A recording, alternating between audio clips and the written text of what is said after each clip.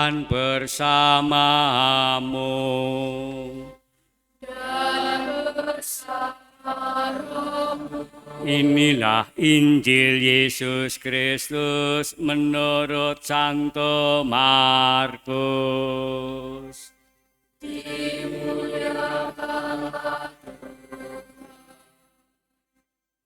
Bab 1 ayat 29 sampai dengan 39. Sekeluarnya dari rumah ibadah di Kapernaum, Yesus dengan Yakobus dan Yohanes pergi ke rumah Simon dan Andreas. Ibu mertua Simon terbaring karena sakit demam. Mereka segera memberitahukan keadaannya kepada Yesus. Yesus pergi ke tempat perempuan itu dan sambil memegang tangannya, Yesus membangunkan dia, lalu lenyaplah demamnya. Kemudian perempuan itu melayani mereka. Menjelang malam sesudah matahari terbenam, dibawalah kepada Yesus semua orang yang menderita sakit dan yang kerasukan setan. Maka berkerumunlah seluruh penduduk kota itu di depan pintu. Yesus menyembuhkan banyak orang yang menderita bermacam-macam penyakit dan mengusir banyak setan. Ia tidak memperbolehkan setan-setan itu berbicara sebab mereka mengenal Dia. Keesokan harinya waktu hari masih gelap, Yesus bangun dan pergi keluar. Ia pergi ke tempat yang sunyi dan berdoa di sana. Tetapi Simon dan kawan-kawannya menyusul Yesus. Waktu menemukan Yesus, mereka berkata, "Semua orang mencari Engkau." Jawab Yesus, "Marilah kita pergi ke tempat lain, ke kota-kota yang berdekatan, supaya di sana pun aku memberitakan Injil. Karena untuk itu aku telah datang." Lalu pergilah Yesus ke seluruh Galilea, memberitakan Injil dalam rumah-rumah ibadat mereka dan mengusir setan-setan. Demikianlah sabda Tuhan.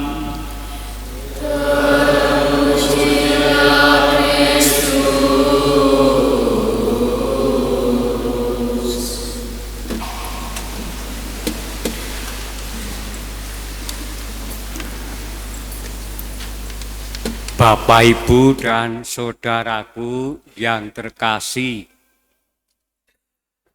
kalau udang di atas piring yang sudah matang, itu namanya enak. Nah, udang di balik batu, itu namanya kejepit alias pamrih. Lingkungan hidup kita sudah dipenuhi oleh budaya pamrih. Apa sih sekarang ini yang sungguh-sungguh tulus dan tanpa pamrih? Amat jarang. Contohnya, di balik semua iklan dan aneka tawaran lain di televisi, di media sosial, surat kabar, entah apalagi, mesti ada buntutnya, yakni uang. Kita punya segudang pengalaman bagaimana menghadapi orang-orang tertentu yang kelihatannya baik-baik, ramah, dan menjanjikan macam-macam, buntutnya adalah pamrih.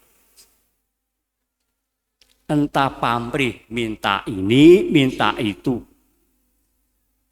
Orang zaman sekarang ini serba pikir upah, honor, imbalan, hak atas tunjangan ini, tunjangan itu, hak atas cuti, hak lembur, dan macam-macam lah.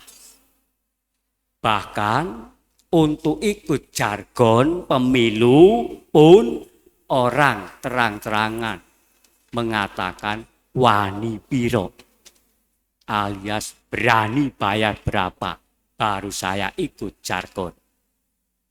Itulah budaya pamrih yang begitu merebak dan masuk ke seluruh pori-pori hidup manusia modern di zaman digital ini.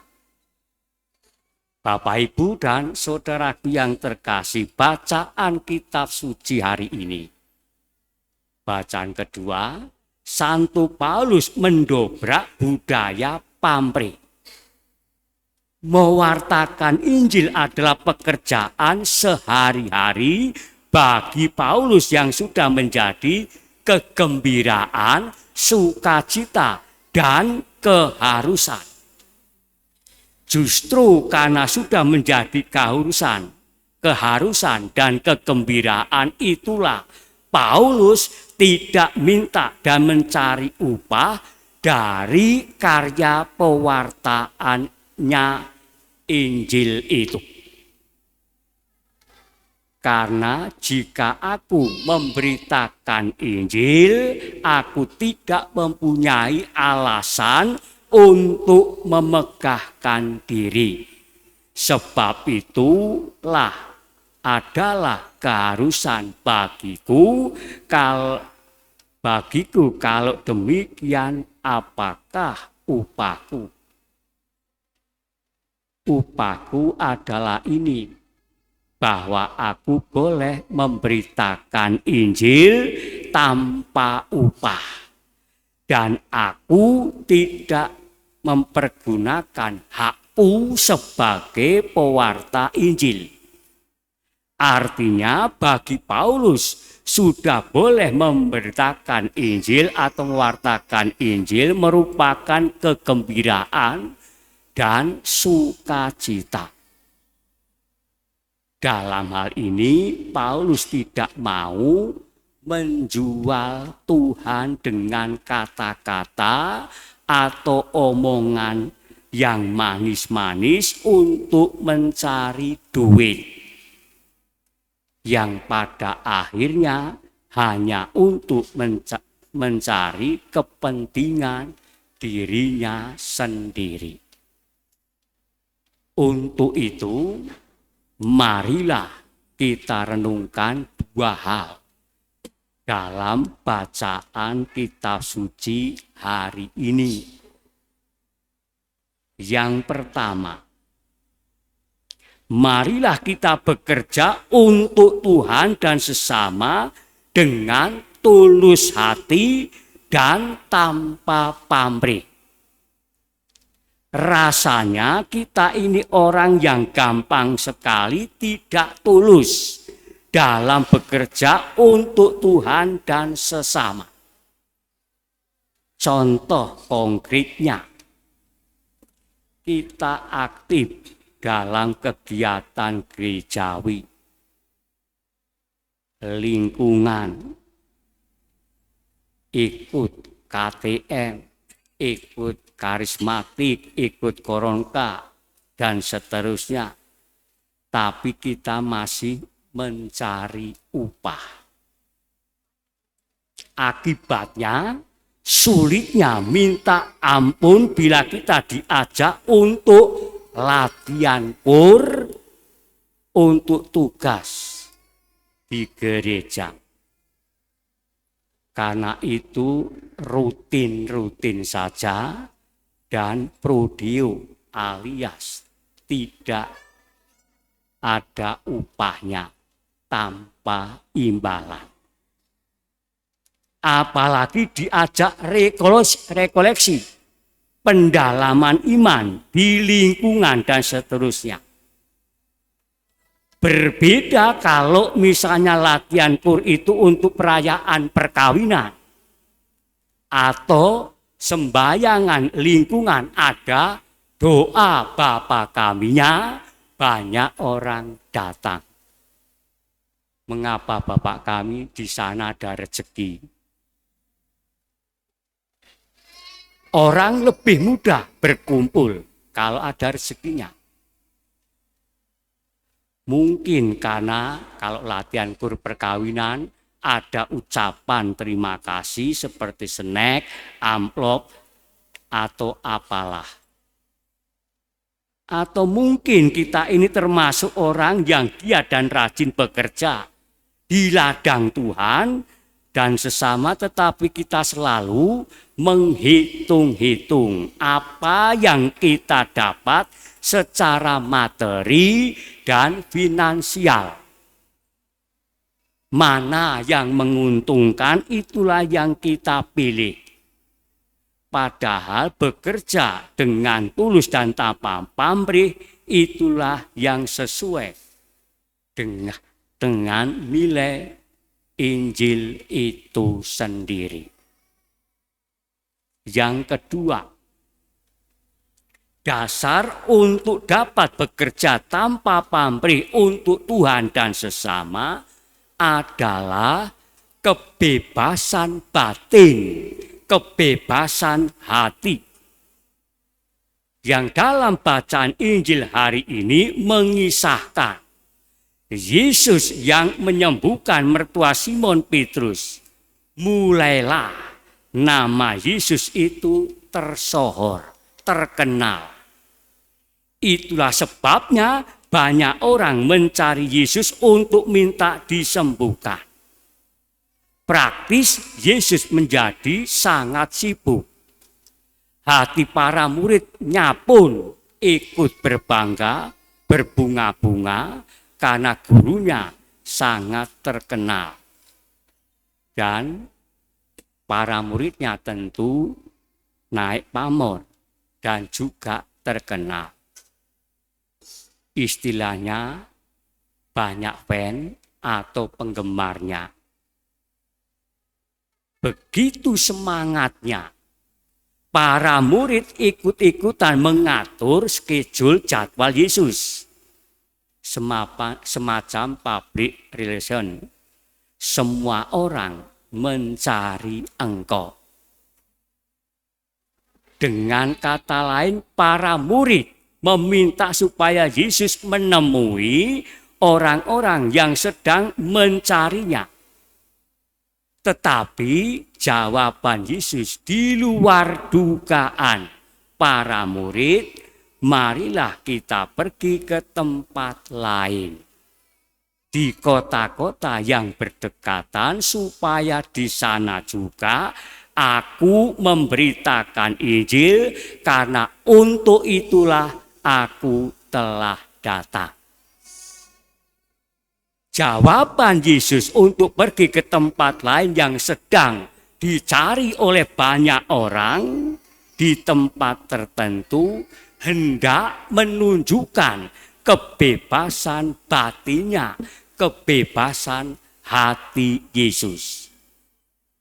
Kebebasan hati inilah yang mesti kita mohon dalam kehidupan harian sebagai orang beriman. Mengapa?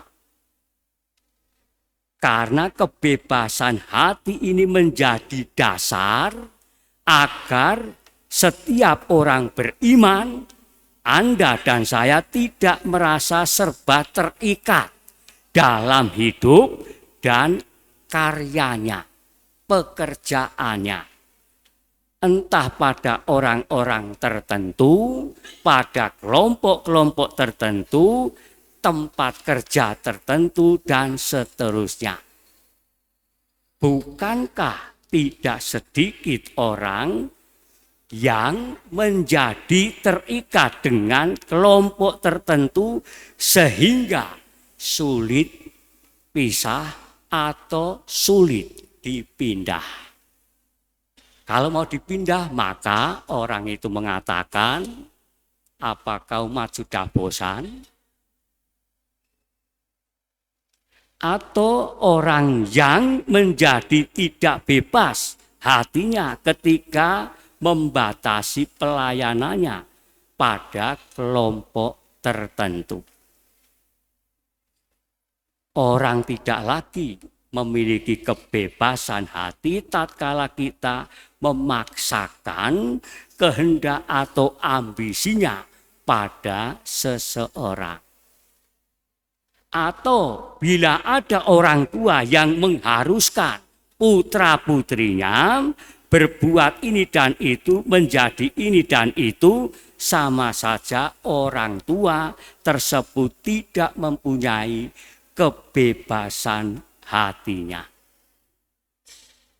Padahal Bapak Ibu dan saudaraku yang terkasih, kebebasan hati ini hendak mengungkapkan kerelaan kita untuk mengalami Tuhan yang hadir di tempat lain, di kelompok lain, yang membuat kita bisa melayani dengan tulus dan tanpa pamrih.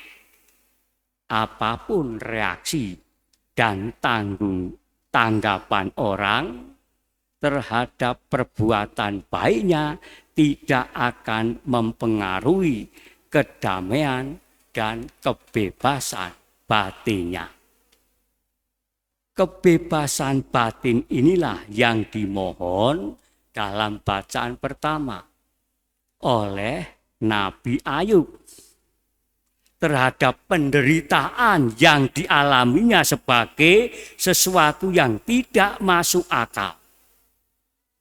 Ayub melihat betapa rapuhnya hidup manusia, sehingga Ayub bergulat untuk akhirnya bisa memiliki kebebasan hati yang justru diperolehnya ketika Ayub menyerahkan diri seutuhnya kepada Allah.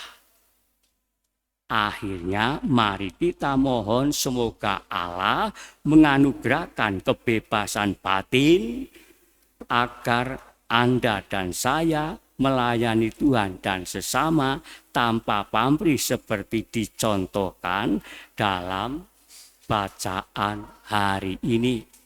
Semoga Tuhan memberkati. Kita ungkapkan iman syahadat para rasul, aku percaya akan Allah.